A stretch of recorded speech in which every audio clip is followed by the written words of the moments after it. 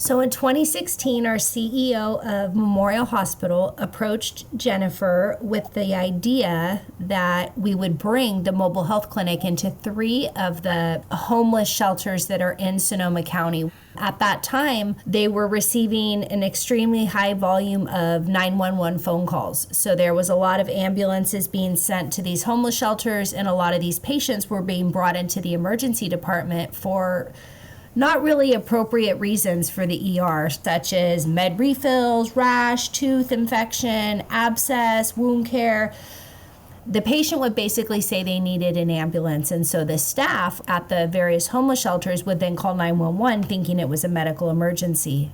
So in 2016, we started bringing the mobile health clinic to Sam Jones, which is run by Catholic Charities. It is the largest homeless shelter in Sonoma County.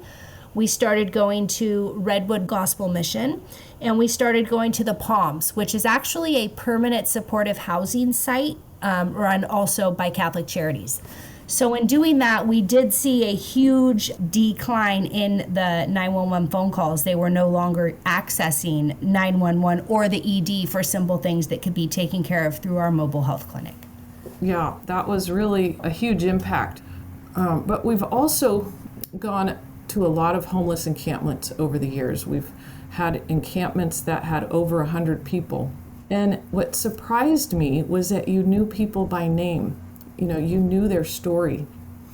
And knowing the mission of Providence, which is know me, care for me, ease my way, you just embodied this promise. So, before I started working here, I was homeless for about 10 years. And I know that during that time, when I would encounter different people, whether it was at the grocery store or on the street or a medical professional, if they knew me and they knew my name, then that really meant something to me. So I made it a personal mission to learn people's names when I got hired onto the mobile health clinic.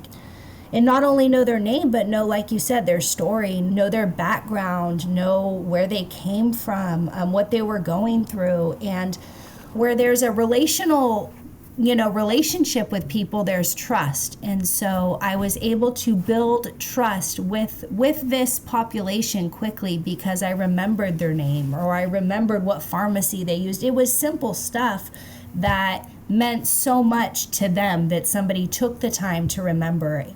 They had the trust that we were going to show up. They knew that we were going to be back, and that when we said we were going to make a med refill, or when we handed them antibiotics or wrapped their foot up in an ACE bandage, they felt cared for, and that trust, like you said, it was developed. So whether they were out on the trail or in a shelter, they knew, the mobile clinic is going to be coming, so I don't have to go to the ER. I'm going to wait for them to come because it's so much easier when they come.